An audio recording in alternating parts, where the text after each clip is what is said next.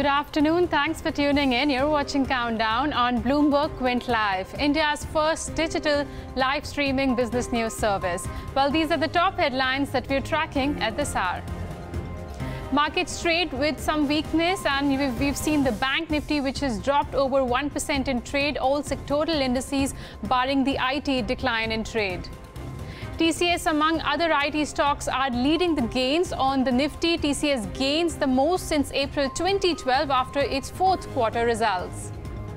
Bond yields shoot up after MPC minutes indicates a shift to a more hawkish stance. Rupee hits a 13-month low today. And Fortis Healthcare receives a new bid from Radian Lifecare. This after the board on Thursday formed an advisory panel to evaluate all the binding bids. Well, this is Countdown. My name is Neeraj Shah, and no alarm bells, but this is looking at a repeat of what happened on Wednesday, when the Nifty Bank pulled back about 1% and the benchmark indices stayed flattish. Let's see, it's still about an hour and a half to go and things could change. But for now, the Nifty 50 almost as flat can be. And look at the Nifty Bank though. That one has come down and trading about 1% lower. So the Nifty Bank intraday will show you that we're trading at the lowest point of the day. IT is masking the kind of losses that would have emanated on a normal day for the Nifty, because the Nifty IT index is up about 5% and trying to negate some of the losses that will come in because of the heavyweight Nifty Bank being down 1%. The heat map, and you will see IT perch right up there, and out here you will see some bit of losses that happened to some commodity names and certain banking names. So Yes Bank, Bajaj Finance, ICICI Bank, SBI, with the bond yields doing what they are doing, this was just natural that you would have had some bit of a pullback coming into the NBFCs. We spoke about it in the morning. This doesn't come as a surprise. And on the gaining side, it's all about what's happening to IT. So TechM, HCL Tech, Infosys, TCS, the big boy, about 50 rupees away from that $100 billion market cap. That will be a momentous occasion, to be honest. But let's wait and watch if that happens or not. So this is essentially the trend right now. More losers than gainers. Similar story in the broader markets as well. And IT and banking at opposite ends of the spectrum in today's session. Quickly tell you what's trending today. It's not just, of course, private banks. Remember, PSU banks and a couple of others too have looked slightly wobbly in the session today. So these are the key trends that we're seeing in today's session. IT, the top mid-cap gainers include Mindtree, Max Financial Services for specific reasons, and Sterlite Tech continues to gain ground. Remember, 3% up day before yesterday, another 5% up in today's session. So that's Sterlite Tech for you, doing very, very well. And Mindtree trading at record highs. All PSU banks as well correcting. Is not just private banks. The likes of Canara Bank, BOI, Union Bank, etc. all have come off in the session today. So not the best of days for the PSU banks either. Volatility too, I believe, has just made a little bit of a rearing of its head compared to what it was. But this is essentially what's happening. And at the small cap end of the spectrum as well, you're seeing some dominance by the IT names. So Cyient at 7.5% higher because of its results. NIT Tech doing reasonably well. And Chambal Fertilizers trading at record highs for itself. But Navneet, what about the more liquid universe? What are the FNO trends indicating? Well, Neeraj, it's the day when the Bank Nifty is trading lower by almost 1%. And remember, all these banking constituents are the ones which are dragging the Nifty lower. And thank God there's some bit of support which is coming from the likes of TCS and Infosys, which have almost together 8% weightage on Nifty. Let me start off with the Bank Nifty futures, which have seen some bit of fresh short build up in today's trading session. The open interest as we speak now is up almost 17%. The Bank Nifty futures, however, are trading with a premium of nearly 46 points. No major build-up seen for Nifty futures. Last when I checked, it was trading at a premium. And remember, so far, the premium has been quite lower throughout the April series. So currently, as we speak, premium of only 11 points for the Nifty April futures. And open interest is up only about 2%. Let me quickly take you through the active option strikes in today's trading session. The 10,500 put, which is sitting with maximum open interest on the put side, has added another 4 lakh shares in today's trade. On the call side, we've seen some addition coming in for the 10,500 and the 10,600 strike. Remember, the major concentration is on the 10,700 strike. So the range that market is watching out for the expiry week next week is somewhere between 10,500 to about 10,700. And clearly, the day belongs to the IT stocks. If you look at the Nifty IT index, that's your top sectoral gainer for the day, up almost 5% actually as we speak. It has outperformed all the major indices, where Nifty is flat on YTD basis. Nifty IT is up almost 20% this year. I was just looking at the top F&O gainers. 8 out of 10 F&O securities are IT stocks. I just want to highlight a couple of IT stocks which have hit their fresh 52-week high, from the likes of Mindtree, HCL Technologies, KPIT Tech. You've also got stocks like Tech Mahindra, Hexaware, as well as Tata Elxsi. So whole host of IT companies hitting their fresh 52-week high. In terms of stock futures, TCS is the one which is actually leading the pack in today's trade. It's gone up on very high volumes. Definitely watch out for the delivery data here. Even for the April futures, we've seen some long build-up. TCS has also hit its fresh 52-week high. I guess rather that's record high levels for TCS. Max Financial, it is surged just in the last hour of trade. Watch out for this counter. It's off the day's high. It was up almost 9 to 10% at one point of time. And if I look at the futures,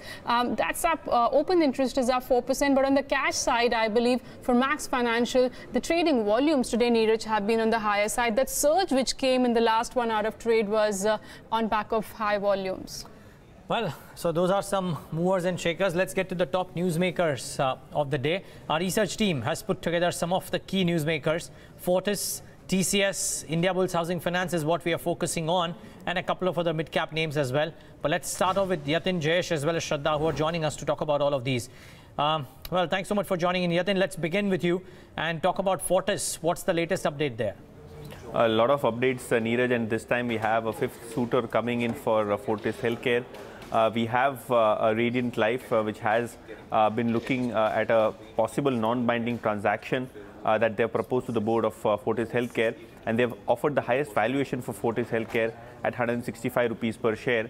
And the split for 165 rupees is that they are valuing the hospital business at 126 rupees per share and the SRL diagnostics business at 39 rupees per share. And the structure is similar to what Manipal proposed earlier, which was the first announcement made by Manipal, which is basically demerger of the hospital business, buying stake into SRL. Of course, they have valued SRL again at similar to what Manipal was doing, which was close to 3,600 crores. But probably the bid is non-binding. And yesterday we had a word with the board members of Fortis Healthcare. They clearly said that they have constituted a committee for the board members as well as independent people who will be evaluating the binding bids which have come in so far. So we have two binding bids coming in. One is from Manipal and the second one is from the Burman and the Munjal family office. Of course, if you look at it from the shareholders' perspective, of course, the independent committee will address the key concerns regarding valuation, regarding the complexity of the transaction, the timelines with regards to how the transaction needs to be completed in a specific manner.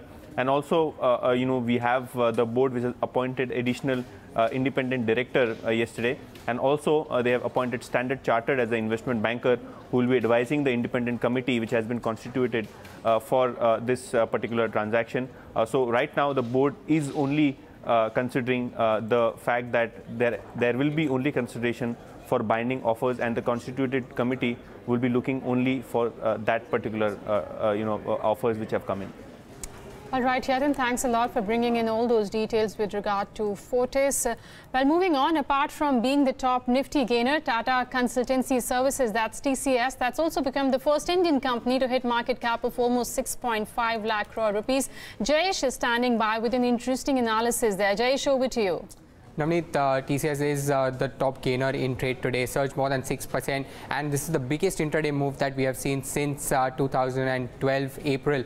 And now with today's move, what it has actually done for itself is it has inched closer to the $100 billion market capitalization mark. So it's still, about 50 rupees as per my calculation for the stock to hit $100 billion. So what we did was, chart the course of how TCS market cap has moved ever since listing. So what you have on the screen is the blue line, which gives you the market cap. The white line are the different milestones, 10 billion, 25, 50, going up to 100 billion. And the red lines are the ones which give the corresponding date. So it listed in April 2004, and in 2005 it touched a market cap of about $10 billion. From there onwards, it took about 5 years or more than that for it to climb from 10 billion to $25 billion. what it did after that was from 2010 to 2013, it scaled another 25 billion and hit the $50 billion mark. Now you see from the 50 to 75 billion, that was the fastest move that it has had for itself. Just about 1 year, exactly 1 year for the market capitalization to double, to add $25 billion. And from 2014 till date, it has taken about more than 3 years from 75 billion to $100 billion. Or thereabouts. As per my calculation, what I was telling you, 3477, if the stock goes beyond this, we will have a $100 billion company in India. And that's not too far away, Jayesh. 3447, this could be the first Indian company to hit that market cap, Neeraj. Well, this will be interesting to see if it happens or no. Let's wait and watch whether it happens. I mean, I'm sure it will happen at some point of time. Whether it happens in the near term or no remains to be seen. But thanks for that, Jayesh and Shraddha. While we're talking about all TCS reaction to the numbers that have already come, what's expected from the housing finance major Indiabulls, which will come out with its numbers? So Neeraj, usually in the last many quarters, Indiabulls Housing Finance has continued to see the net profit growth of or in excess of 20%. So that's is expected to continue in this quarter as well. A net profit growth expectation of 21% to 1,018 crores. Interest rate spreads again expected to remain within management guidance of about 300 to 325 basis points, because on one hand, while you do have the increasing share of lower yielding core home loans rising for this housing finance company, that could be offset by the benefits or continued benefits that will come in from the recent rating upgrade that was done by CRISIL. So interest rates expected to remain steady. AUM or the loan book growth again expected to remain strong, expected to come in at about 28 to 30%. Again, will be largely driven by the core home loan growth. Sequentially, however, the numbers may not really look very great. That's because in November they had sold 10% of their stake in Oath North Bank, for a profit of 443 crores, and then also made a one-time special provision of 180 crores. So that's as far as the profitability and growth trends are concerned. With respect to asset quality also, it's expected to remain steady. The GNPA number for the third quarter stood at 0.77%. That was the lowest in 5 years on account of that increasing share of low asset quality risk home loans. So broadly, we'll be watching out for trends with respect to incremental spreads and any change in that asset quality movement. All right, Shraddha, thanks a lot. We'll be keenly watching out for those numbers. I think they'll be reported post-market hours. Thank you very much, Yatin, Shraddha, as well as Jayesh, for bringing the newsmakers of the day, rather the stocks which are in focus in today's trading session. Well, as we speak, 10,548 on Nifty. Bank Nifty is the one which is dragging the index lower. Let me just highlight few stocks from the broader markets. Pull up Kakatiya Cement. That's the one which has been locked in upper circuit, I guess, since the morning session. And that's after the company has resumed its operation at one of its plant in Telangana, which is positive news. And that's the reason why the stock's been trading with gains of almost 20%. The specialty chemical maker Excel Industries has also excelled in today's trading session. That's trading with gains of almost 12% as we speak. 1338 is the level where Excel Industries currently trade. But overall, let's just pull up the India Volatility Index. It's after a lot of trading sessions that we are seeing cuts of nearly 3 to 4%. Remember, it usually moves in an opposite direction to markets. But despite of markets trading in the red territory in today's session, India VIX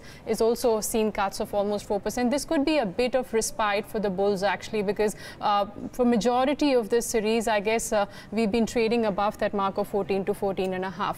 All right, moving on, we're putting the spotlight on once again one of the IT stocks, that's Mindtree, which is gaining in trade after delivering a strong fourth quarter performance. And Neeraj is here to analyze the stock with the Bloomberg terminal. Neeraj, over to you. Yeah, thanks, Navneet. Well, not so much of an analysis because that's pretty much been done by Agam over the last couple of days. We spoke to the management as well. But here's some trading patterns for Mindtree. Now, this is, of course, what it has done over the last 2 days. Big moves there that have come in. And today's change is about 8.44%. So it's done really well in today's session as well.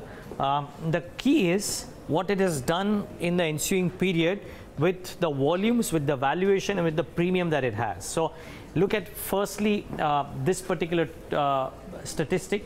There are at least 10 sells and 12 holds on Mindtree, with the average target price at 836. this is way lower than what the current market price of Mindtree is. It's trading at a substantial premium to its peers as well, 28% premium to its peer average, which also speaks volumes about the kind of run-up that Mindtree's seen, not just in the last couple of days, but arguably over the last 6 months. But speaking of the near term, what it has done in the last 2 or 3 sessions is interesting. The volumes have picked up. The blue line, this is the volume trend for Mindtree. And just look at the blue line as well. That too has inched up a little bit. But the white line in today's session has really gone up. One would suspect that this is not just in part to Mindtree's own results, but also because of the fact that TCS has given a buoyancy and a fillip to their entire space, because Mindtree did do as well on the back of its own numbers. But I think over the last 2 days, people have absorbed the commentary, and now they have vindication of the fact that things are starting to look good with IT, because Cyient came out with a good set of numbers, Mastech wasn't bad, Mindtree of course was good, and TCS, the big boys, come out with good numbers. So then now there is belief that the entire IT space could actually be delivering good numbers. Maybe Infosys and maybe Persistent Systems are the exceptions to the rule. They are not the rule, and they are not the dichotomy. They are the exceptions to the rule, and the rule is that IT might just have a much better year than what people earlier anticipated. In fact, we spoke to 2 very marquee investors on our series Alpha Moguls, Nilesh Shah of Envision Capital, as well as Manish Sonthalia of Motilal Oswal, on their logic as to why is it they are looking to invest into IT names, whichever shape and form they are. Whether they are betting on large caps or mid caps is a separate thing, but both of them have their own reasons as to why they are bullish on tech. Hear them out. So I think what we've seen in the technology space is that, I think by and large, most of the players in the technology space were clearly kind of becoming reasonably well entrenched into some of the new tech or the emerging technology kind of areas. I mean, obviously, of course, things like digital and all of that. But what we really started to see is that some of these companies have started doing a lot of commendable work in that space. And what we saw was that, or what we thought then was that over the next 3 to 5 years, these new areas will become a much larger part or a component of the overall revenue pie for most technology companies.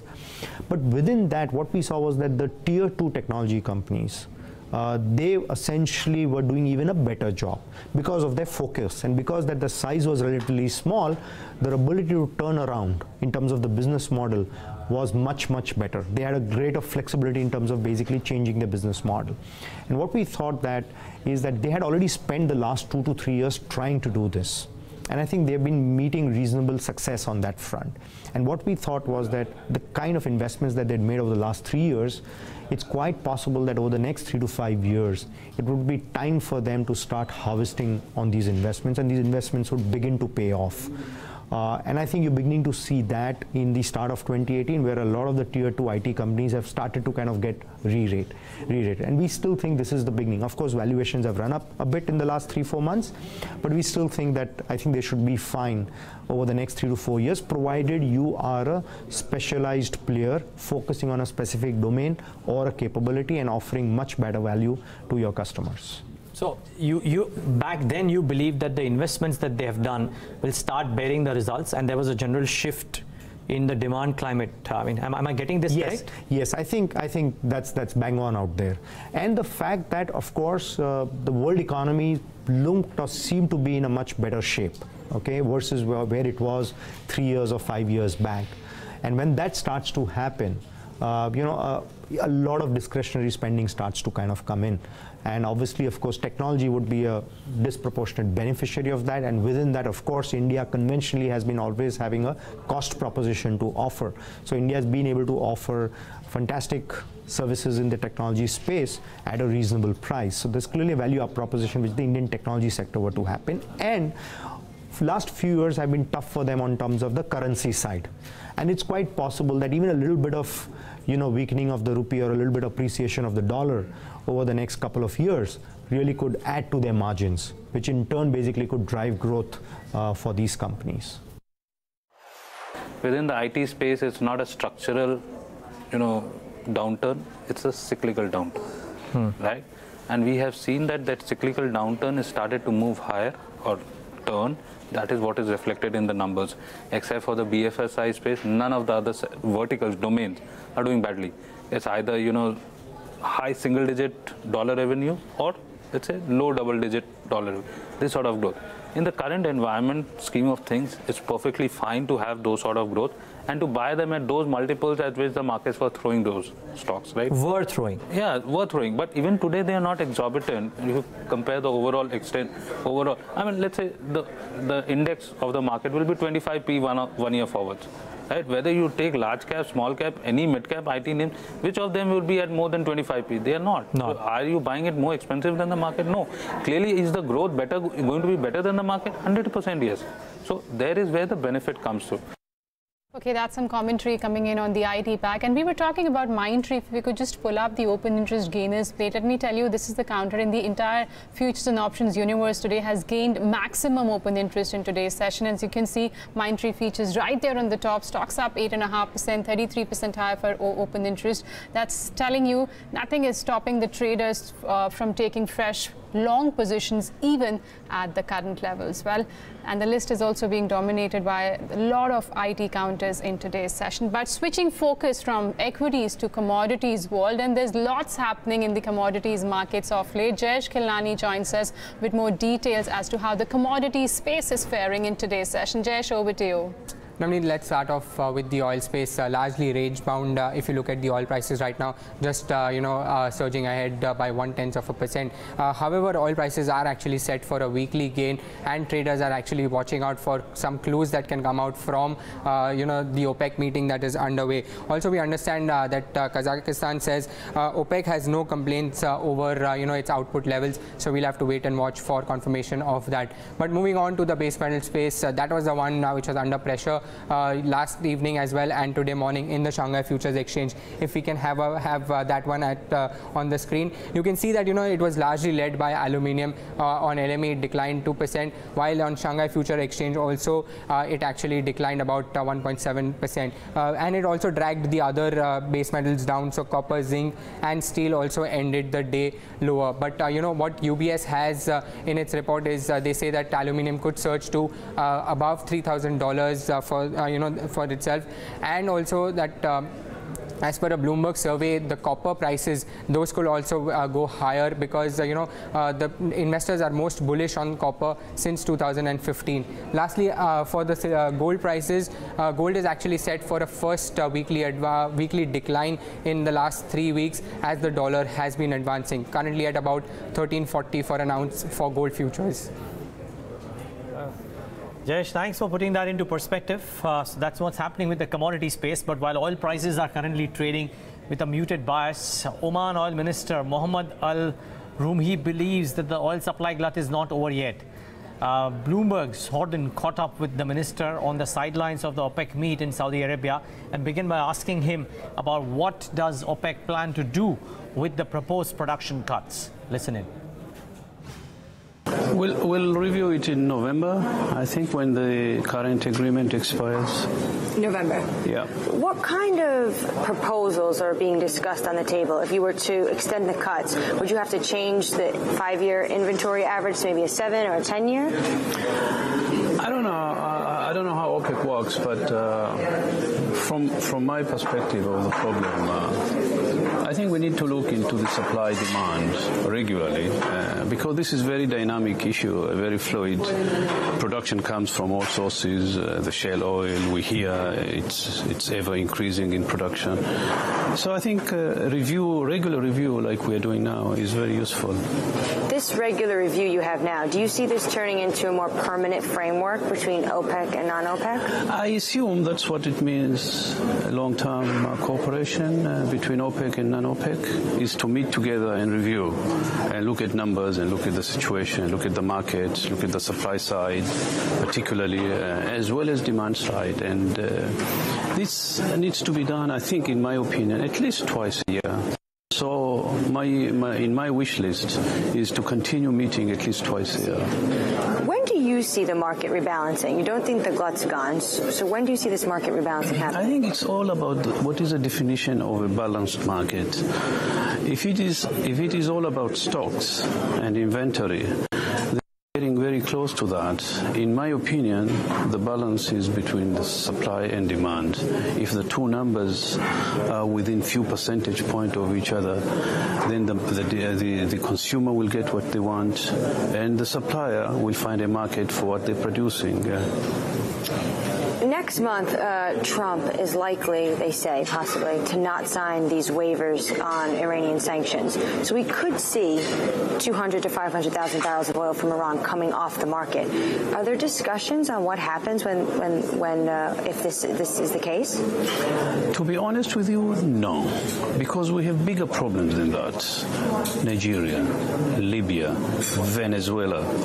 If you add all those, the impact of sanctions or no sanctions in Iran is really very small in my way of looking at it. Are there discussions about what is happening in those countries, like Venezuela? We do. We invite the ministers, particularly Libya and Nigeria, from time to time. They do attend our GEM MMC, and they do brief us on what's going on, the development, the challenges that are facing. Venezuela is one of us. I mean, they are members of, so we get to know exactly what's happening. Bloomberg first reported that the Saudis are targeting $80 per barrel. Do you think that's too high? Do you think that's fair? Where do you see a fair price? Look, I think $80 when? If you ask me $80 next week, I think that will be a huge jump, and that's not healthy. If it's $80 in 2020, then we're talking about a different thing. So I think we need to go back to the Saudis and ask them exactly what they're talking about in terms of high oil price, but when. So the timing of it. The timing of it. What do you think right now, present day, is fair price for oil? I think 70s is fine, in my opinion, between 65 and 75, and plus or minus or slight up and down between those two numbers is manageable by both sides, by the consumer as well as us, the producers. When you have this too much uncertainty, I don't think it helps anyone. We're in that range now, so you must be happy. Much happier than last time we met. Okay. Something in the 70s is what the Oman oil minister believes crude could stay at. So Saudi wanting crude to be at 100. Certain analysts believe it could be higher than where it is right now. The Omani oil minister believing that 70s is a good range for oil to stay. And mind you, if it flares up further, there will be some pain points for the country, irrespective of what will happen to specific stocks as well. Okay, let's talk about charts. Let's talk about fundamentals. Manav Chopra to kickstart the discussion. A bit later on, Sarvendra Srivastava will join in to speak about the charts as well.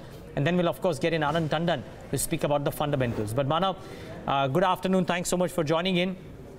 No alarm bells, just that the last 2 days out of the last 3 days, the Nifty bank has shown this tendency to just come off and come off quite rapidly. About 1% on Wednesday, about 1% today. Any trades on either the Nifty bank or the Nifty? See, specifically, Nifty has been in a very good short-term uptrend, and most importantly, Neeraj, we have seen consecutive 4 weeks of advance. I think last time when we had updated, we were quite clear that we will see a good rally towards the levels of 10,600. Now, this 10,600 is a very important, crucial levels for the markets going forward, and I sense there could be a short-term consolidation that would come into the picture. We have also seen in the past, once the markets have seen a series of rally, either we see a price correction or a time correction. I think looking at the sectorial rotation that is happening in the markets, I sense for the near-term perspective, the markets would trade in a broader range, whereby Nifty will have a positional support on the lower side at 10,400 and a stiff resistance at 10,600 or slightly 10,620 levels. So as long as we trade in this range, I think the trend for the markets remains positive. and I believe that we could also see higher levels in the near term, but not really on the immediate basis, but eventually after a few weeks we could see a breakout on the upside. Whereas for Bank Nifty, the important support for Bank Nifty would be around the levels of 24,700 to 800. I sense that if these levels are held once the index is falling on the lower side, and if we start resuming on the upside, that could be one of the setups that I'm looking at very closely. So for on the weekly perspective, as long as we hold the previous week's low, which is close to 24,800, I think things are still fine. This is just a corrective decline to the rally that we've seen. So for Bank Nifty, I sense that as long as we don't trade above 25,100, I think the short-term traders can just hold on to their positions or look to re-enter only at the high levels. Okay, that's the view coming in on Nifty as well as Bank Nifty. Let's see if this consolidation continues, because next week is going to be very important. The April series expires. Manav, let's talk about individual stocks now. What are the stocks that you're recommending in trade? Yes, my first buy call is on UBL. Clearly the stock has given a very good breakout on the weekly perspective, and moreover, the stock has bounced from its monthly support levels. The long-term trend for this stock is intact, and a weekly reversal also further confirms that this stock is likely to go to its all-time highs and probably even exceed that. So it's a good risk-reward bet even at the current levels. Recommend a buy into this with a stop loss of 1100 for an upside target of 1180. The other pick is Ashok Leyland. We are quite positive on the auto packs, and the kind of outperformance this stock has shown in recent times. This is completely for a short-term momentum play. So keeping that in picture, 150 is a very strong support zone, and after a short-term consolidation, a breakout with volumes definitely indicates much higher levels. So 150 can be a stop on the closing basis, and for the near term, one can maintain a upside target of 165. Okay, that's the call coming in from Manav Chopra. Remember, Ashok Leyland is also trading at its lifetime high levels. It's been hitting those levels almost every day at day's high, currently trading with gains of nearly 2.3%. Let's get in our fundamental expert, Anand Tandon, market expert, who's joining us on the show now. Hi, Anand. Good afternoon, and thanks a lot for joining us once again on Countdown. Well, it's turning out to be a very, very good day for the IT companies and a bad day for the banking pack. Where do you have more exposure, Anand? Well, about time, I think. If everything else can be overpriced, I don't see why IT can't be overpriced as well. Clearly, the frontline companies are actually now already doing whatever they are promising to do, and then some, at least as far as the stock prices go. But given the fact that it's still probably a grossly under-owned sector, I wouldn't be very surprised if this sector were to continue to rally, given especially the fact that the rupee is also showing signs of weakness. And there is some chance that after TCS's commentary yesterday, that the BFSI sector may actually start to show some positive surprises in the US.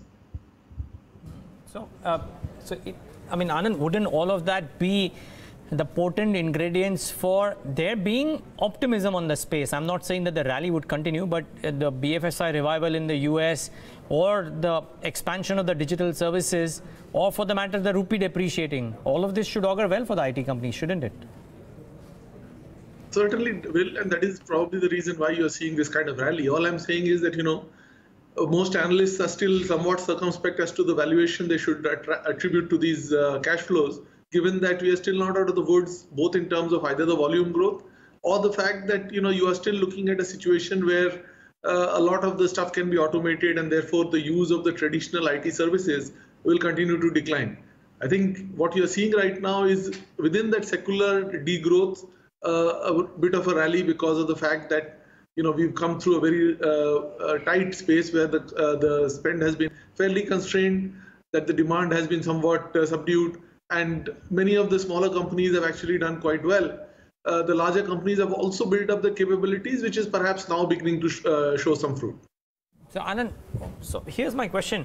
I mean, what would lead you to buy into IT, or would nothing lead you to buy into IT? I'm just trying to figure out that, I mean, by the time all the cards are open on the table, maybe it is too late, or maybe you believe that, that there might not be a case wherein you would want to buy into IT because there are other pockets available. Well, actually, I have been personally overweight on IT for a while now. And for a large part of last year that underperformed. Now it has turned around and is doing quite well. I'm in no hurry to get rid of it because I think the market is just about beginning to wake up to the fact that the rest of the sectors will probably not grow as much as they thought it would, and probably IT will do a little better than what was earlier anticipated. So from a portfolio allocation point of view, I would be still overweight IT. Whether there is going to be huge upside from here is the question I was trying to answer.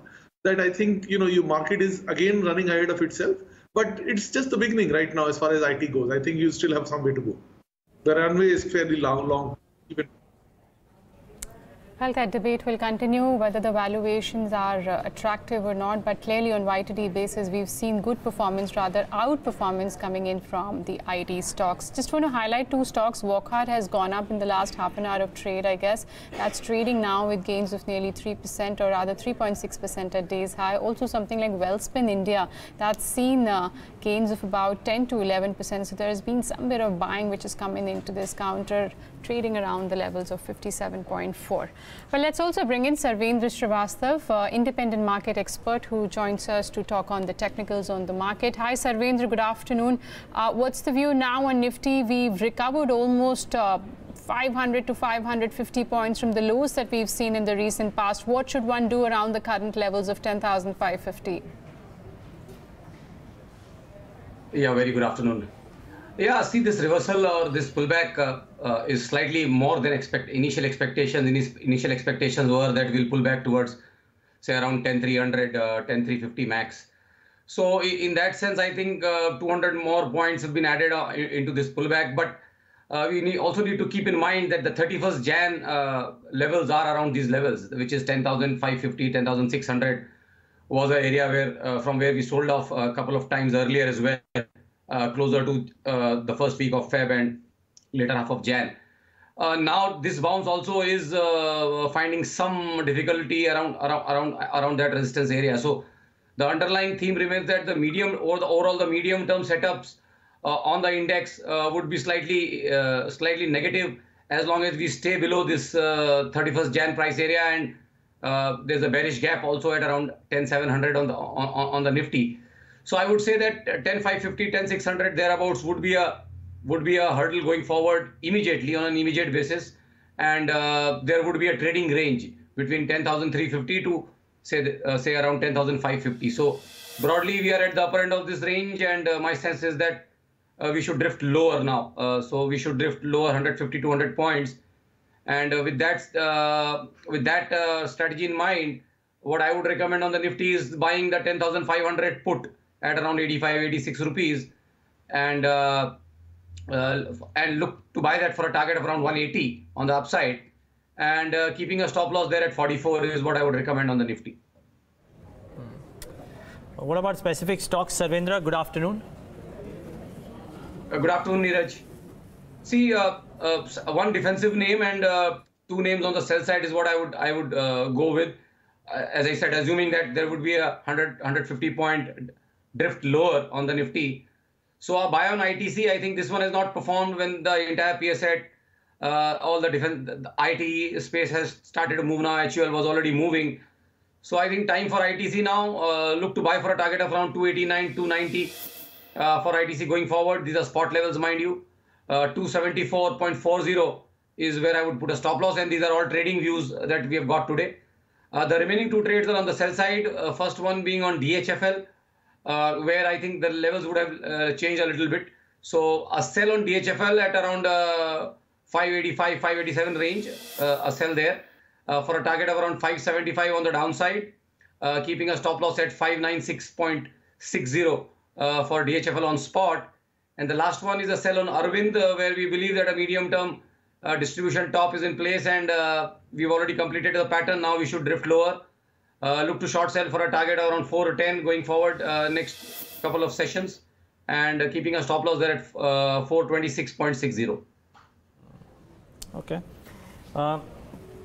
Today what's unraveled, of course, is the NBFCs and banks. So all of these have come off, and Reliance is down about a couple of percentage points. Anand, this sharp resurgence in the bond yields despite a clutch of efforts that the Reserve Bank put in, right? Some 5 or 6 things that the Reserve Bank did when the yields first touched about 7.75, 7.8, and then around the policy we went down to 7.18, back to these levels. While I know it's difficult to figure out what the yields could do, and a lot of people believe that the RBI will intervene, but to the resultant impact of such yield levels on the NBFCs, select banking names as well, do they play a material part in your investment decision into banks and NBFCs? Well, certainly it will affect, right? If the cost of your raw material goes up, it will make a difference. The only problem is that the supply is not enough. So, it is not as if the banks are able to lend, at least the public sector ones. Whatever was anticipated in the form that, the new capital that the government was willing to put in would go towards at least some level of growth is now vanished. It will continue to remain with the banks in cleaning up their balance sheet. And despite that, they will not be able to lend.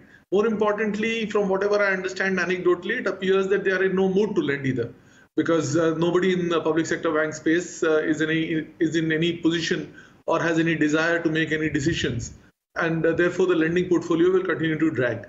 So that's a space that is not in the market, which means that you're pretty much left with the NBFCs and the private sector banks when it comes to lending. So the demand side of it, so long as it remains robust, I think you will continue to find growth happening in this.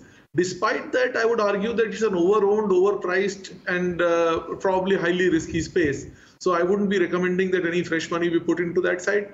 If you have to take a view where you have to go where the puck is going to be, which means that you are betting on the fact that there will be a revival in the economy maybe 6 months, 12 months down the road, especially on the industrial and domestic side. And therefore, the corporate-facing banks, which have still some chance of coming out and starting to lend, like for example, State Bank, would be probably a better, safer bet at this stage. Okay. By the way, some stocks, Chambal Fertilizers up 6%. That's in the list of the 52-week high stocks. There is, of course, Radico Khaitan doing well, and Cyient from amongst the mid-cap IT pockets up about 12.5%, and that stock is really revving up in trade today. Good going here for Cyient today, 726 and counting, good results, and it's showing in the way the stock is reacting. 12% higher for Cyient, really good going. Anand, the whole distillery stroke liquor space, maybe due to lower molasses cost, maybe a couple of other factors, but is buzzing. What are your thoughts here? Do you like anything out here? I mean, tier 1 is easy. A lot of people like them, but those are institutional investors, the likes of United Spirits and United Breweries.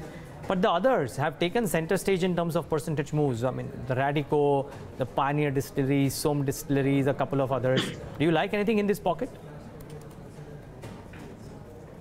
As a theme overall, should you be in things which are habit creating? The answer is yes, because that is something which people, if they have a habit, are unlikely to be able to shake it, whether it is alcohol or cigarettes. It generally gives you very good cash flows. The immediate trigger you already mentioned. What I don't like is the pricing for most of them, because many of these companies have to deal with, will continue to have corporate governance issues. The bigger ones are slowly kind of finding their way out of it.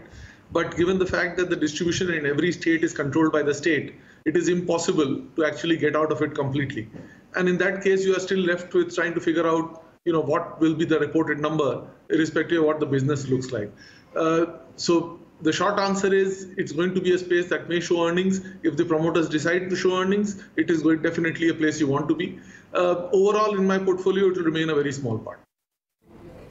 Okay, that's the view coming in on the liquor stocks. Pull up the intraday chart of Bata India. That surged almost 4%, and it's also inching very closer to its 52-week high mark. Look at that intraday chart. It was just about flat for majority of the session. Just in the last 15 to 20 minutes of trade, you're seeing those gains coming in for Bata India. Manav, on the charts, is it indicating any sort of fresh breakout, considering the stock is also moving very closer to its 52-week high mark? Absolutely. In fact, you said it, after a short-term consolidation, the kind of a breakout that we've seen into the stock with volumes, the stock is likely to move much higher from here on. In fact, even when we look at the weekly perspective, the trend is definitely positive, and moreover, a breakout on a decisive close on a weekly basis above 790 will definitely confirm further upside into this. I suggest one can definitely look to buy into this or wait for an intraday dip towards 795, which is its important support on the 30 minutes chart. So keep a stop loss of 785 for a short-term positional. You could see levels of 825 to 840. Okay, you can expect levels of 825 to almost 840 on the upside, and that's a buy call coming in from Manav on Bata India.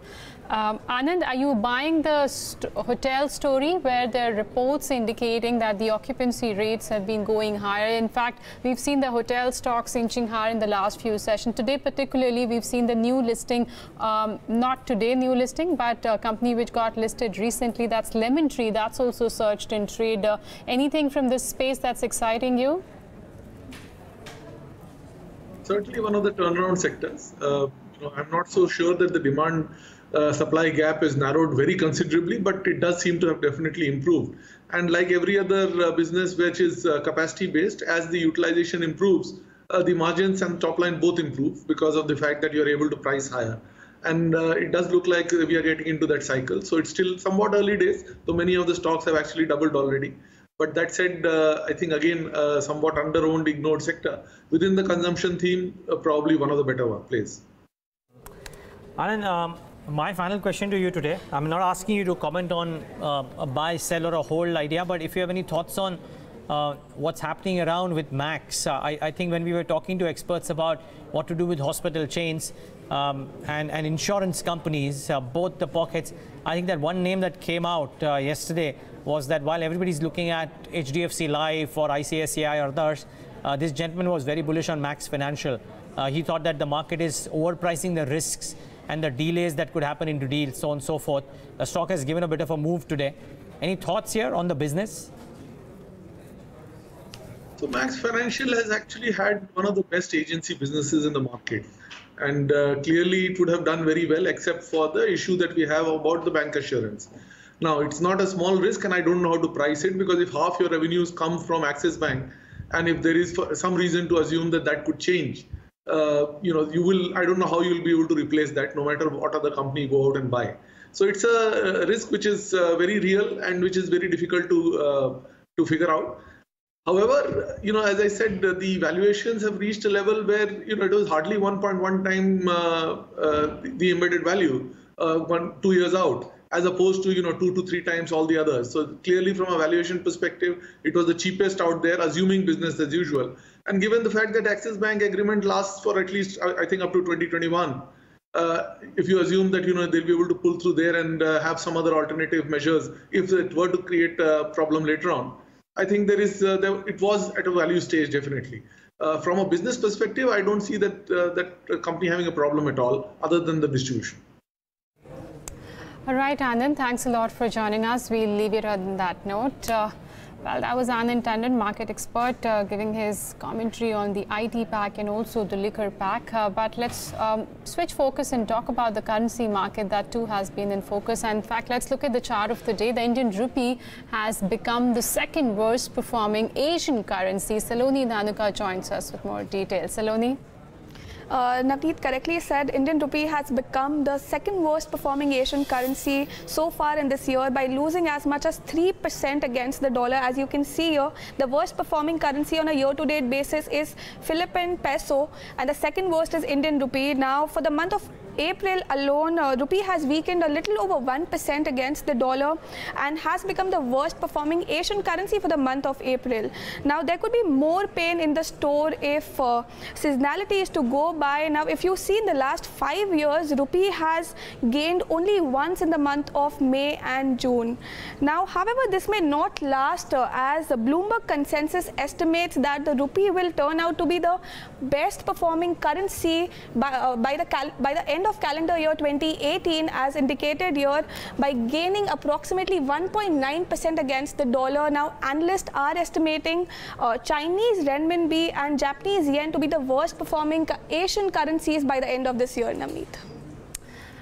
Okay, Saloni, thanks a lot for bringing in all those details with regard to the Indian rupee, which has not been performing well. Remember, we highlighted that the bond yields in the morning also went up quite sharply. Well, let's now take a look at our special segment called Snapshots, which brings you some of the key highlights during the day so far.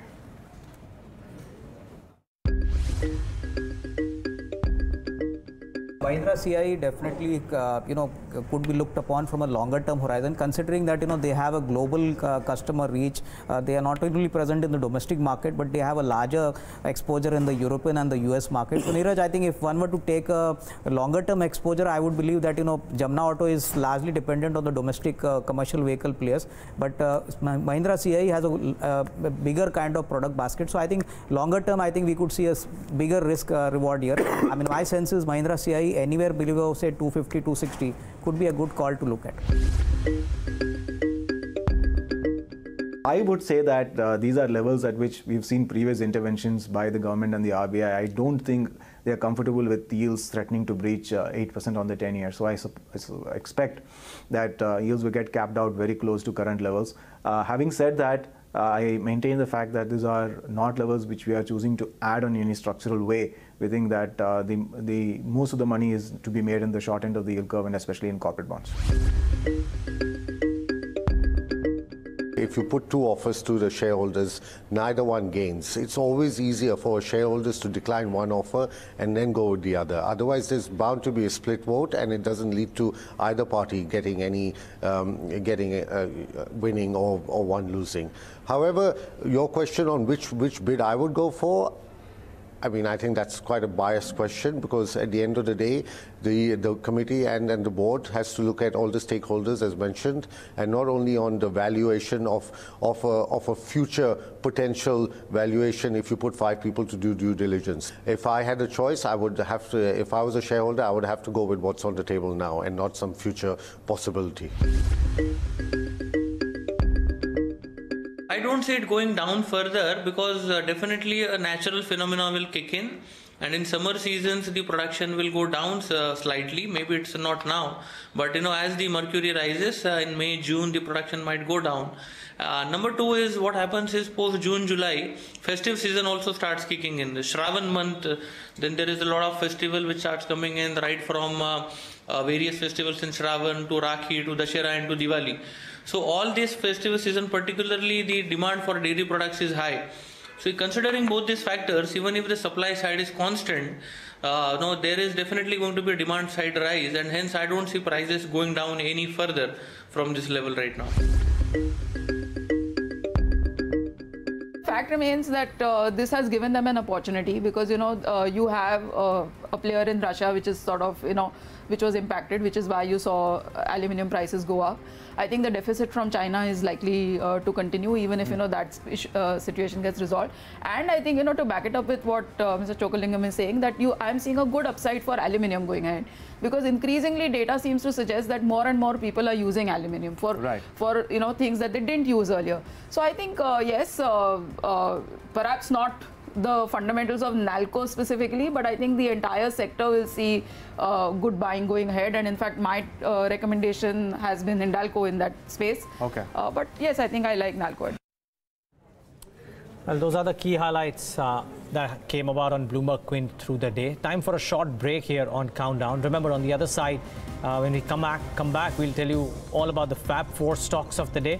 At 3:15 p.m., we'll tell you what dealing rooms are recommending in the session today. And about 3:20, we'll also get you some closing strategies from both our experts, Manav Chopra as well as Sarvendra Srivastava. Stay tuned to Bloomberg Quint.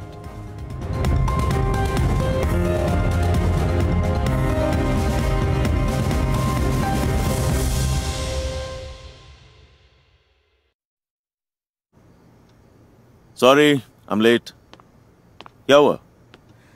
कुछ नहीं यार, just working on my expansion plan. Funding का चक्कर. It is so frustrating. I feel like banging my head against the wall. No, don't bang your head. Cross the bridge instead. Bridge? हाँ, ये देख. ला. अरे. This bridge gets you in touch with interested investors. Funding happens, which means more outlets, more customers. Interesting. And what exactly is this bridge? A stock exchange created for your kind of company. Just list on it and help your business expand. Really? Yeah. तो फिर list कर लूं? और क्या? शुभ काम में देर किस बात की? चल. हाँ.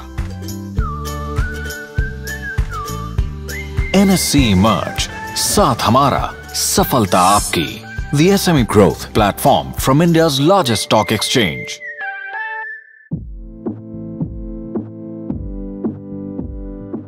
Catching up on news feels like a test match. Want the highlights? We hear you. It's an ocean of news out there. Need a navigator? We hear you. Do you have analysis paralysis? A case of too much information and not enough time? Do you wish someone would just pick the most relevant topics and tell you what you need to know? We hear you. Good morning. You're watching Bloomberg Quint. This is First Word. Curated and presented by Bloomberg Quint's senior-most editors. Weekdays at 8 a.m.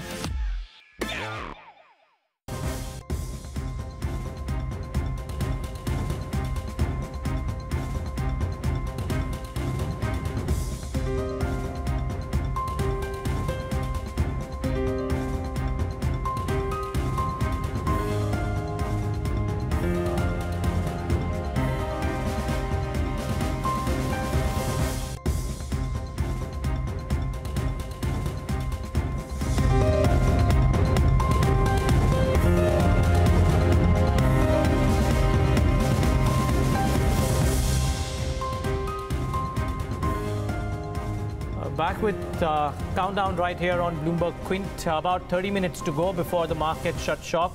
We are placed marginally in the red for the key benchmark indices, though the Nifty Bank is down about 1%. But it's been this way now for the last 1 hour. The global markets, they're doing okay. Mixed bag, really. FTSE marginally in the green, but CAC and DAX slightly off in the red. So no great cues coming in. But you would expect for a week, if we can have the Nifty week chart on the wall as well, or just pull up the Nifty 5-day chart, you will see that we've had a reasonable amount of success this week. So on a day when we're ending or having 5 days of, or almost 5 days of gain, when the MPC minutes have been hawkish and the bond yields have shot up, you wouldn't expect a dramatic pull up and carrying on into the weekend as well. So, I think this is probably par for the course. It's not disappointing at all that we have a close like this. 10,547 is pretty good, really. The question mark only is, if you are a Nifty trader, should you carry home the long positions if you have them? Before we get in, Sumit Sarkar with the Fab 4 stocks of the day. Manav, Chopra, just one word. You gave us a Nifty and the Nifty Bank view, but if you are already long on the index, would you carry home the long positions into the weekend? No, actually, this will be the best time to book profits, because since we are into a consolidation phase, I think the best time would be to buy near the support levels, and so we would be at the mid level. So at 10,550, I think one should book profits. Come next week, if you get Nifty around the levels of 10,500 or 450, try and re-enter at lower levels. Okay. Let's tell you what's lined up on Fab 4. It's 3 p.m. So that time of the show when we get you the Fab 4 stocks of the day. Sumit Sarkar joins in today to speak about what's made to his list on the Fab 4. Sumit. So on Fab 4 today, first on the list is Kakatiya Cement. Now this is a south-based cement company which has hit an upper circuit of 20% after it announced that they have resumed operations at one of its cement plant in Telangana. Second on the list is Mindtree. Now this stock is up for the second straight session after it announced a good, strong Q4 earnings. Trading volumes are over 5 times its 20-day average today. Third on the list is Jamna Auto. Now KR Choksi came out with a sales note which suggested that the company will be the biggest beneficiary of a turnaround in the commercial vehicle space. The note had a buy rating with a target price of 112 on Jamna Auto. Last on the list is Radico Khaitan. Now MK Global came out with a note which suggested that the company's net profit in the fourth quarter of financial year 2018 is expected to jump 55%, and the company can also see a faster debt reduction. And on the back of that, the stock has gained more than 3% today. Okay, Soumit, thanks a lot for bringing those Fab 4 stocks of the day. Let's see if we close around the current levels for Nifty in today's session. This could just be the fourth straight week of gains coming in for Nifty. 10,552 is the current level where Nifty is trading.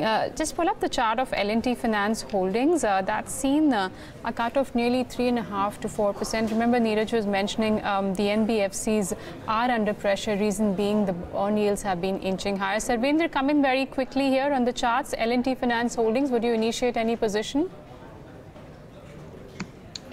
I think you'll want it to let it cool off a little bit. I think these are early days into this correction, small little correction possible. I think another around 4-5% is still possible here.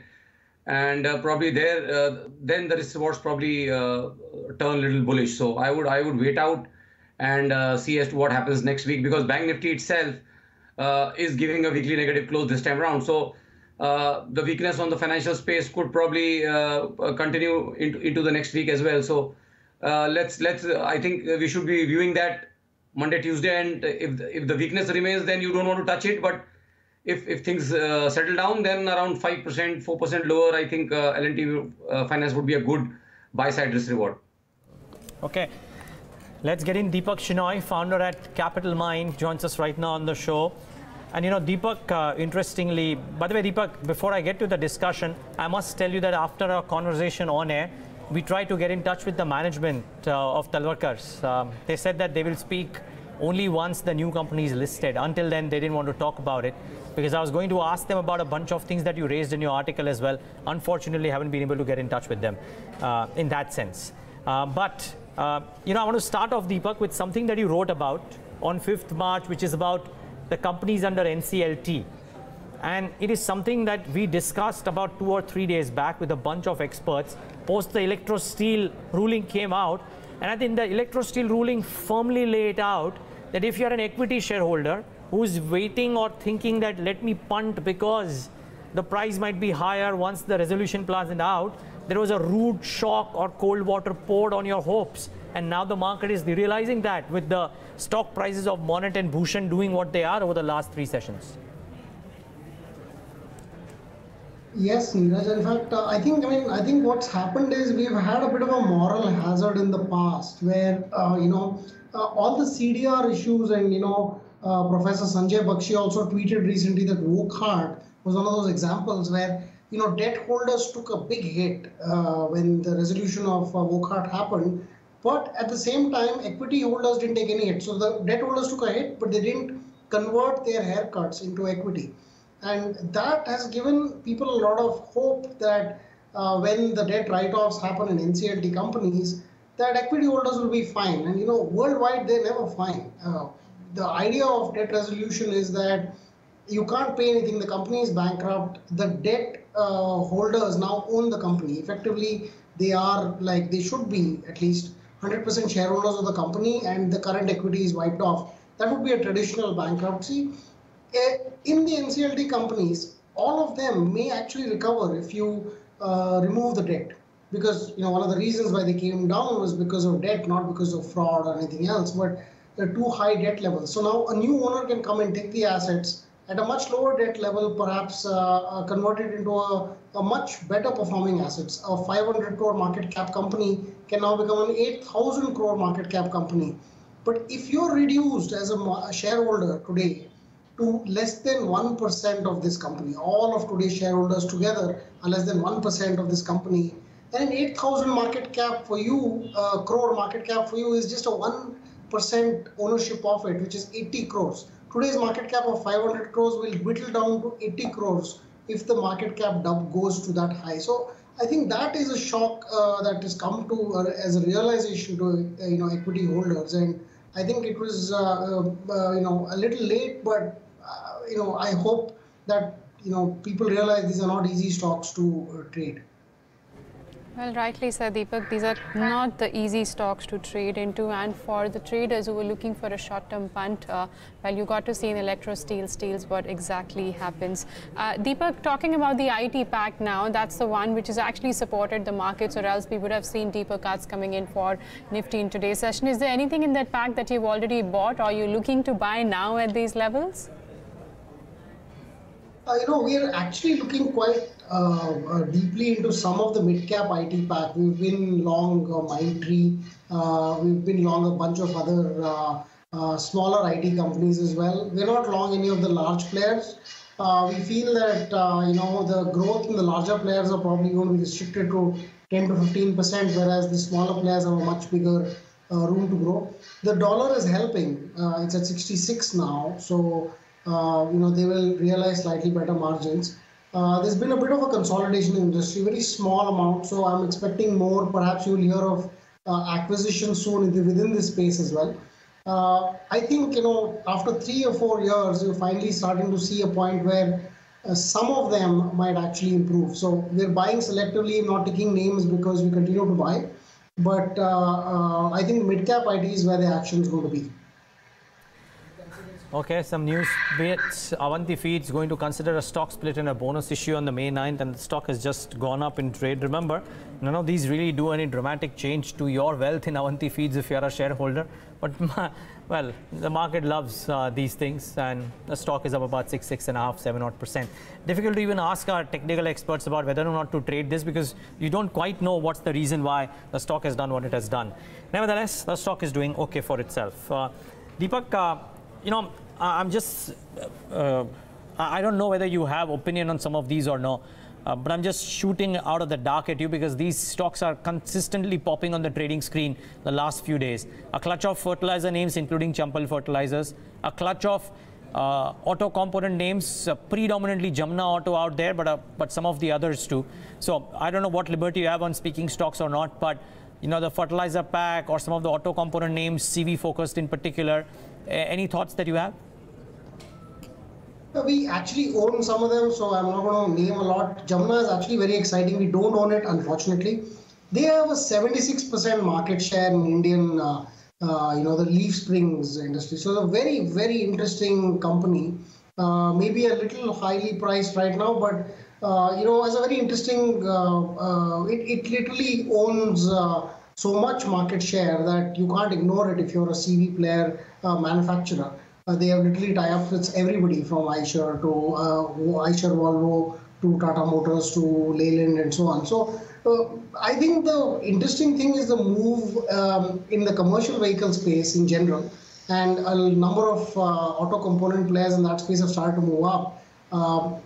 With more roads, the general theory is that commercial vehicles should do well, but also commercial vehicles have gone down tremendously in terms of sales recently. So we are seeing a revival of some sort there. So I think for the next 3 or 4 years, at least, some of the more entrenched players should continue to do well. I would still avoid players that will get completely beaten up if CVs turn to electric motors, electric vehicles. So you want to avoid the engine plays, the spark plug plays, and so on. But leaf springs, suspensions, axles, tires, I think these are all fantastic plays. We own a number of them, so I'm biased in that respect.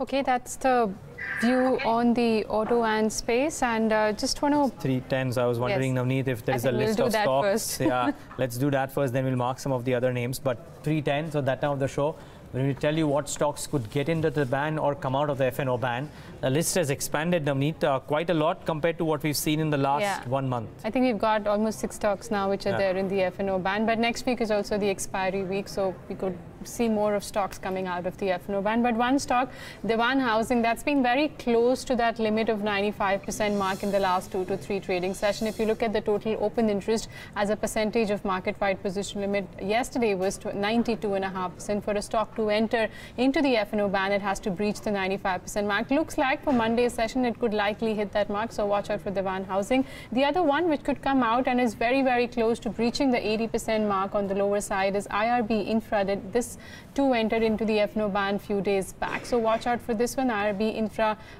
was quite active, I guess, 5 to 6 days back. Okay, so do watch out for both of these names. Interesting ones at that. Let's see if there is some movement there. As we speak, in the last few minutes of trade, Coal India, surprise, surprise, has had this really sharp surge. Bring that one up. Look at that big move there in Coal India. On the Nifty 50, this is the one which is really surged in trade. And then if I look at the Nifty 500, stocks like Shriram City, Motherson Sumi, and Parag Milk Foods has continued to gain. It's just gone one way, and that is up. And this is probably the 5th straight day of gains, and it is starting to move up even further. So another 3% for Parag Milk. That's about 296 or 297. Deepak, a lot of people are getting enamored by this milk and dairy space with this whole belief of unorganized to organized and people turning to branded products versus the unbranded products. Try hard as I might. I don't know if these are companies that will deliver a CAGR, northwards of 15% growth rate. The commodity doesn't lend itself to do that, but I might be wrong here. Have you guys had a chance to analyze some of the milk names, and if so, what is your thesis here? Yeah, we actually did a couple of articles on it as well, but we are long Parag, so in that way we are biased. But one of the things that's happening here is the milk industry is a complete waste of time, to be honest.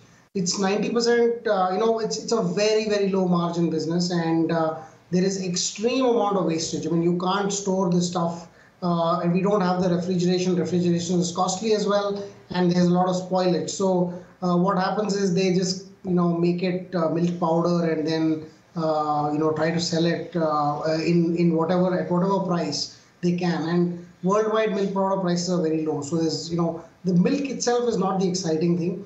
The value-added products have much higher margins, but they have to be treated like FMCG. Milk, on the other hand, is typically a negative free cash flow. I mean, negative cash outflow business. And typically, they get the money first, and then they have to pay out to farmers a little bit later. Whereas an FMCG business like cheese will actually require you to give credit to your suppliers and your customers. So it's a little bit more complex, but the cheese market in India is a very, very small nascent. The biggest player is Amul. Parag, I think, is the second biggest with its Go Cheese brand. I think that is what makes that particular company exciting. And it does have a milk franchise. Milk still controls a tremendous amount of its business, but the value-added product market is where I think a company like Parag, which has already got a brand in place, might succeed. There are other players as well. There's Hatsun Agro. They're very expensive. Heritage also is, again, good player, very expensive, great command in the milk space. You will not find, we will find that these are territorial plays. So they will be in one territory and they will be 100% of that territory.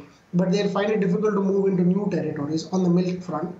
Hatsun's moving into ice cream, so is Heritage. That's an interesting market, and now it's hot and summer, so all of them will kind of do well. We're avoiding quality for lots of other reasons beyond the milk and the other businesses. But Hatsun and Heritage, if they were half the prices they are right now, I think they'd be good buys. But Parag seems to be in a much better place from a price and a risk perspective. So we're long that. Okay, that's the view coming in on the milk space. I just want to pull up SKM Egg Products Exports India Limited. That's the counter which is locked in upper circuit with gains of 20%. Something which has just gone up in the last 15 minutes of trade is also Kaya. If we can just pull up that counter, Kaya Limited has seen gains of almost 11 to 12%. Pull up the intraday chart of that one and you'll see how when it just went up actually in the last 10 minutes of trade, and also the volumes compared to yesterday's have been quite higher for Kaya. Well, it's time to take a look at what the dealing rooms are recommending in trade today. Yatin Mota joins us with his channel checks. Hi Yatin, good afternoon.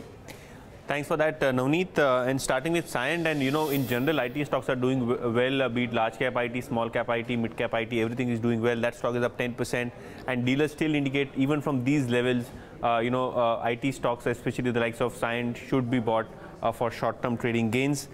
Sun TV, that is one stock which is weak in trade, and dealers do indicate that one STBT strategy can be done, which is sell today, buy tomorrow. Probably they are expecting some bit of trading weakness as far as this media stock is concerned. And do watch out for Godfrey Phillips. That is one stock, on the back of HNI action, has been looking at some good traction. Of course, the volumes are not very high, but dealers do believe that HNIs are accumulating the stock at every lower levels. Okay, very interesting. Godfrey Phillips, I wonder why, but thanks a lot for that, Yatin. Any reason as to why dealers would be recommending their HNIs, or HNIs themselves would be buying a stock like Godfrey Phillips? Neeraj, if you look at ITC, it gave a good move 2 days back, and in general, the channel checks are suggesting that tobacco stocks and cigarette consumption is again picking up, from the problems and the taxation that we saw, the recent price hikes. Probably the market is now started absorbing it, and checks are indicating that cigarette consumption, tobacco consumption has improved, and overall consumption is picking up. Of course, we spoke with a couple of FMCG companies also, and they were talking about double-digit growth there. So probably tobacco is one space which is looking at some green shoots. Probably too early to say, but initial checks are suggesting analysts that tobacco as a product is picking up, despite all the price hikes that have happened in the last few quarters. Okay, thanks a lot for that, Yatin. As we speak, the Nifty bank has come up a little bit from the lows of the day, and that's resulted in the Nifty breaking even. We're in the green for the Nifty. So, well, that's a bit of a late hour buying phenomenon that we are used to. The Sensex about to break into the green as well. And I tell you, the big boy, and I'm referring to TCS, is at 3409. Remember, it's 3447, right? 3447. Wherein we have TCS breaking into the $100 billion mark. That's quite an achievement, to be honest. It's just taken up all the other IT companies along with it as well. Just a question, Sarvendra. If somebody was long on TCS this morning, because he believed that the stock could gain, if you had entered into a long this morning into TCS, would you carry home the long position, Sarvendra? Oh yes, absolutely. I think the way the rupee has behaved and the way the entire IT space is moving, I think still more headroom there. And when we used to do your weekend shows, the Nifty IT index, we had called the bottom at around 93, 9400, and what we have believed from that point in time, that this is only one sector probably which will keep on moving and be outperforming the markets as a whole. So I think that longer term move is now clearly visible to everybody else as well. And on that long term setups, or on those long term channels, I think still more to go. There's still 15 to 20% more upside on the NSE Nifty IT index itself. So I think TCS definitely will be a major part of that percentage move as well. So I would not be surprised if this reaches 37, 3800 over the next quarter, 2 quarters. So I would definitely carry the positions, and IT would be a space where we will be keeping on putting long trades at time. Well, that's interesting. Manav, which is the best IT stock to take home? I mean, TCS is arguably the one which is right up at the top of the heap, but the others too, all the 4 or 5 large caps, a clutch of mid caps, everybody is participating. Which is the best chart? See, at the current levels, Tech Mahindra definitely looks good because it's all about the important play with the risk reward, and it has already given a breakout after 4 days of consolidation. So I think there is some more leg rooms on the upside and some more rally to see on in Tech Mahindra. And more importantly, this stock has been forming higher bottoms on the weekly charts since last 4 to 6 weeks. So I believe even at the current levels, keeping a strong support, which is at 680 on the lower side, this can be bought even for a short-term trading perspective. 680 could be your trail stop loss for your long positions, and eventually you could see the levels of 735 in a very short term. Okay, just 10 minutes to go for markets to close. Let's get you the top trading strategy from our experts. So Manav, I'll come back to you. Any BTST or STBT for Monday? Yes, at the current levels, looking at the form that the IT index is in, I like to recommend a mid-cap IT stock, which is NIT Limited. The stock has, after 9 days of decline, has given a breakout today with volumes. So, looking at the overall formation of the NIT Limited, it is quite positive also on the weekly perspective. So, Completely for a momentum play, keep a stop loss of 105 for an immediate upside target of 115, and also one can trail it for a positional upside target of 120. Sarvendra, what about you? I'll go with a BTST kind of a trade on MFSL, which is Max Financials. I think clearly the way it is closing for the week, that's a very nice bullish weekly reversal, which has engulfed the last 5-6 bars on the weekly chart. So almost a 5-week kind of a bullish engulfing is what we are putting in for Max. Volumes have been decent, and for the week, much higher than what the stock was doing. Last many weeks. I think this is one of the highest weekly volumes in the last 6-8 months. So the stock could carry on the good work, and we should look for targets in the region of 500, 510 going forward next week. So the trade could well pan out for the whole week itself, where you reach those targets. But only for Monday, if someone has to take, then I think 485 is what I would put as a target, and I would say that keep a stop loss there at below 472 for Monday. You know, it's pertinent to point out some losers as well. Eveready continues to grind lower. That's down about 11% on that order. And the PSU banks have really unraveled. I mean, they were hardly getting a chance to come back into the fray. And PAT, the bond yields going up, has led to all of these going down. Can Bank, BOI, Andhra Bank, Union Bank, Allahabad Bank, a clutch of these names have just fallen off by the wayside. The preference is becoming even more stark, Deepak. The rally that we've seen in the last 20 days in a Kotak Bank and HDFC Bank, maybe some of the others too, and every rally into some of PSU Bank being sold into due to fundamental triggers or otherwise. What do you do now, Deepak? I mean, let's say there are people who have suddenly found some confidence because the market has come back from that 9800 mark. Okay, my camera is playing tricks out here. But let's say people have found some confidence and want to park their money into a banking pocket. PSU banks, expensive private banks, or the slightly inexpensive corporate-facing banks, or the mid-sized banks. What do you choose? I think I do a combination perhaps here. I mean, in the larger banks or private banks, there's HDFC, IndusInd that continue to be, I guess, attractive. So the Kotak is also okay. It's we'll have to see after results this time. But you look at smaller banks like City Union or DCB, the smaller private banks, very interesting. DCB's results were very good this time. And, you know, that's also something that you can say they've kind of skirted the issue. Within public sector banks also, there are some banks which have outperformed in terms of not having the kind of corporate exposure that the others do. I think public sector banks are going to hurt because every NCLT resolution involves more than a 50% haircut. Means they're going to take additional provisions and additional hit on their portfolio in this quarter. And I think there are 6 resolutions out there that's probably going to happen in the next 3 or 4 weeks. So obviously there's some level of concern, and the RBI circular and the fact that, you know, so many people are saying that's going to be really bad for the banking system means results are going to be pretty lousy as well. So I wouldn't right now venture into most of the public sector banks, but as a disclosure, we're buying one of them. I'm not naming it because, you know, it kind of will not pass compliance. But what will happen, I think, is once this is over, we'll get to know the real book values of banks, we'll get to know their real book value multiples, and whether they do or do not need more capital to shore up their reserves in terms of the CAR and so on. So that, I think, will determine which one is good to buy. At this point, if you're risk averse, just avoid banks completely. Industrials are doing far better.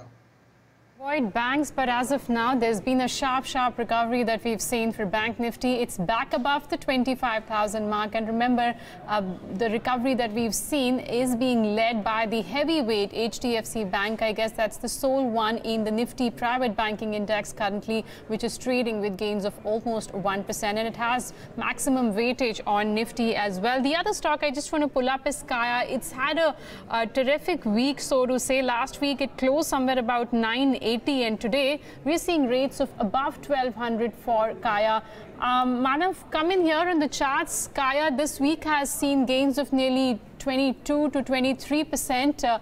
What could be, can we expect rather more upside from the current levels of 1207?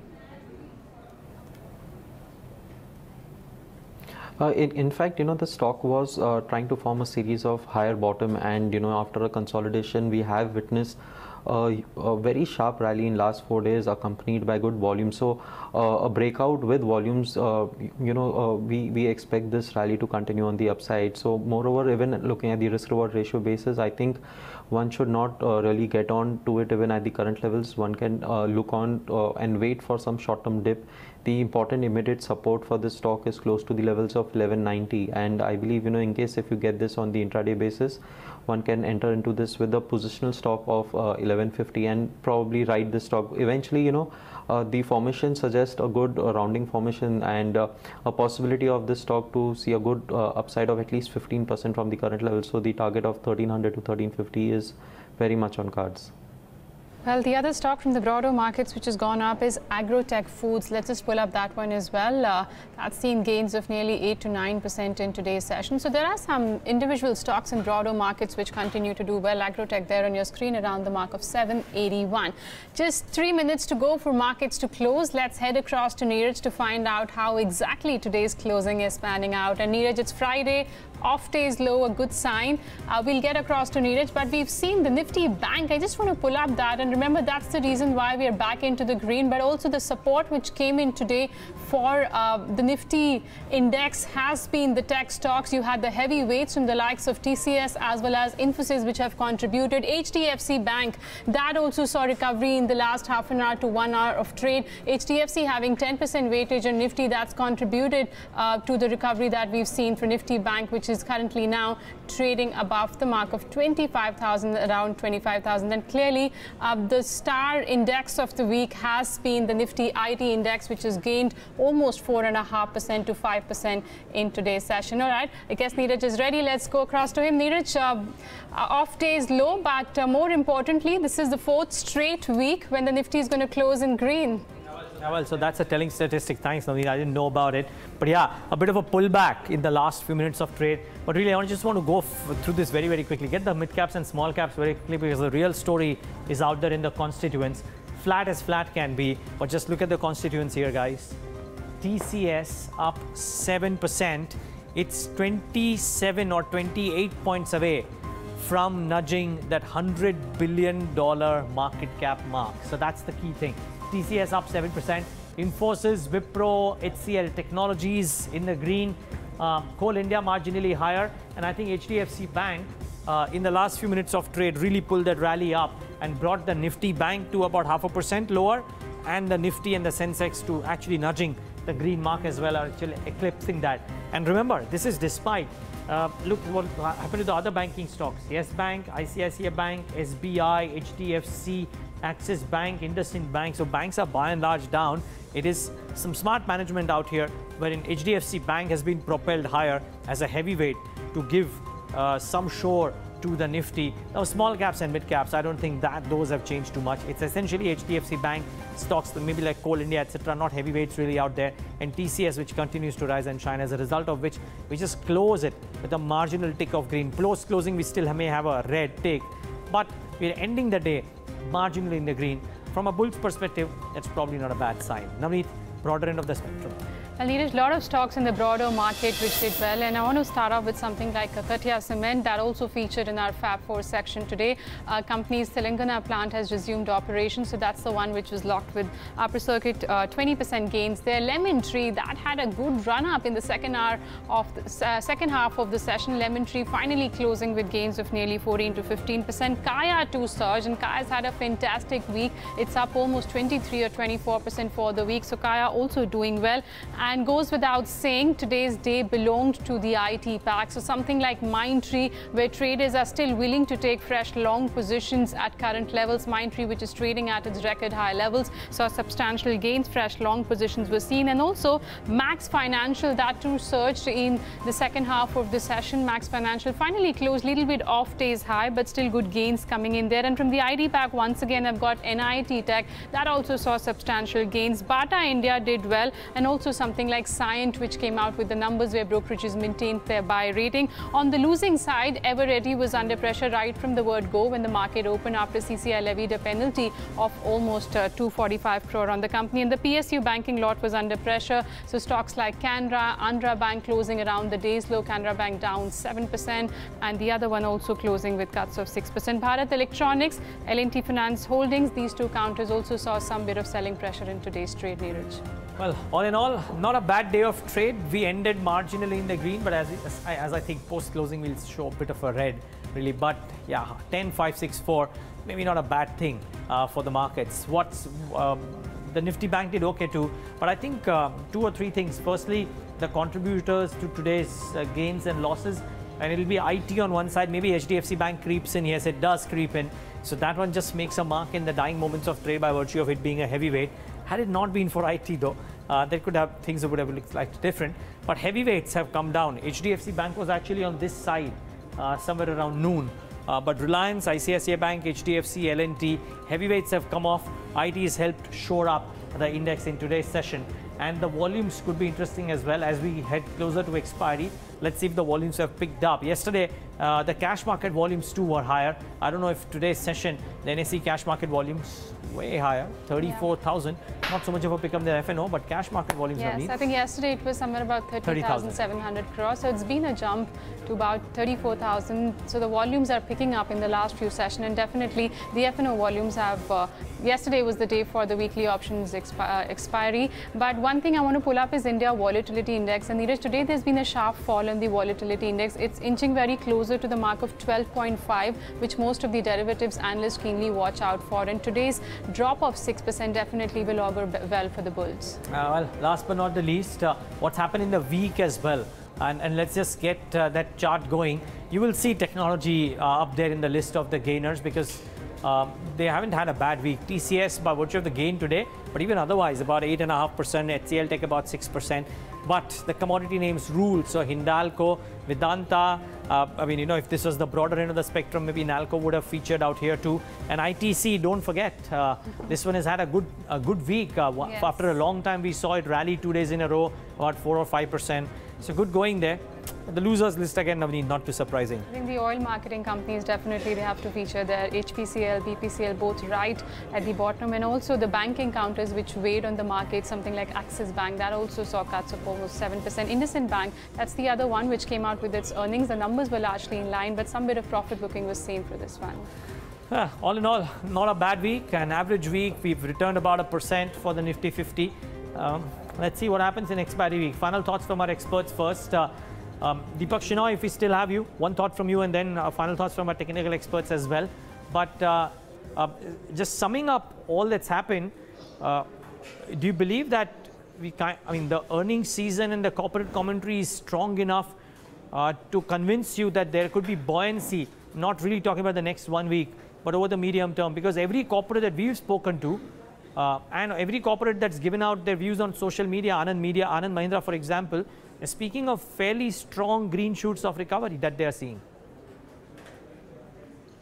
I mean, I don't know what to say because I think I'm getting a little worried about both the dollar and the 10-year bond yield at this point.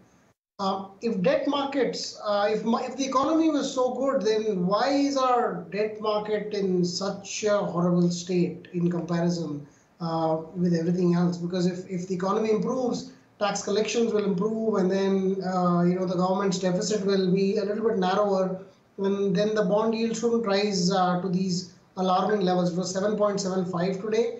The dollar is past 66. So all is not as well as we think, and I think the RBI had a note yesterday also warning about extremely lax lending to retail individuals through personal or home loans as well. So I'm a little circumspect about recovery of an economy as a whole being green shoots or something like that. But I do feel that the industrial part of the economy is definitely recovering, which is where Mahindra would probably see a lot more recovery, both in auto ancillaries, which they also own and they participate with, and also perhaps in some level of consumer demand.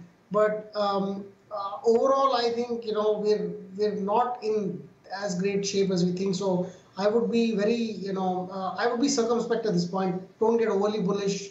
I think 2018 is going to be a rough year, even the rest of it. So I would still buy in pieces and be mostly a buyer and looking for value buys or quality buys throughout the year.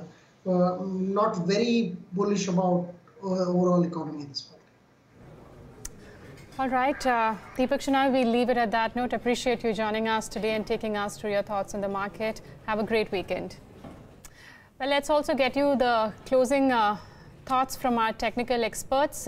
Sarvendra, what about Monday? If we have a flat opening, would you go ahead and take any trade, considering this it is going to be the expiry week? See, I think the week definitely is an important one which we are approaching, and the reason for that being that we are trading very close to that 10,550, 10,600 mark, which is the 31st Jan legacy, where all levels are. Quite a few stocks at 31st, just below 31st Jan. So I think, do we clear that level next week? That is the answer I think we'll get only next week once the expiry and the week begins. The key concern that we are carrying from this weekly close is definitely the rupee. Rupee above 66 is definitely a concern. So were it not to be for the IT stocks this week, Nifty could have been easily in red and we would have had a weekly negative close as well here as well. Bank Nifty has already given a weekly negative close. So I think we are still not out of the woods as far as our markets are concerned, and same goes for the case with the US and the European markets. I think they are also near critical pullback levels and they've not kind of broken out. So everything is just there and just below medium-term hurdles. And if you were to clear everything, each one of us clears and all the indices and markets clear those medium-term hurdles next week, then probably yes, we can say that the rally could extend and the pullback could extend. But if that is not the case, then I'm afraid this pullback probably is done and over with, and the next leg probably for the world markets and for us would be on the downside. So we will leave it for the next week and see as to how it plays out. Okay, Manav, what about you? The Bank Nifty is underperformed this week. Do you see the underperformance continuing next week too? Actually, for the near-term perspective, as long as the Bank Nifty holds its support of 24,800, I think the structure still looks fine. But the PSU banks, I sense, will continue to underperform. Moreover, looking at the stock-specific of the PSU space, yes, most of the stocks have declined since last 6 to 7 trading sessions, and they have entered into an oversold zone. There is also a chance of a bounce back, since most of the stocks have re-entered into the weekly oversold level. So I sense that 24,800 would be the important support and the key areas to look out for the Bank Nifty perspective. Once we break 25,100 to 25,150 on the upside, you can expect some sort of a reversal happen, and that could be one of the triggers which could take your Nifty beyond the 10,600, 650 zone. So for the Nifty, 10,500 on the immediate basis is an important support levels to watch out for. If this holds, I think you can expect the Nifty to expire above the 10,500 for the coming week, for the next week, and possibly a expiry could be close to the levels of 10,600 to 700 range. Okay, gentlemen, all of you, thank you so much for taking the time out and being with us today, and have a fabulous weekend. Before we say goodbye, a quick update here. Arsene Wenger has decided to hang his boots and leave Arsenal 22 years after taking over as the manager of the club. He'll be remembered as someone who helped the English side win 3 Premier League titles and 7 FA Cups, and more importantly, as someone who changed English football forever. With that, it's a wrap on this leg of Countdown. Up next, we wrap up, in fact, all of the day's action on Bloomberg Quint's Market Wrap. Stay tuned.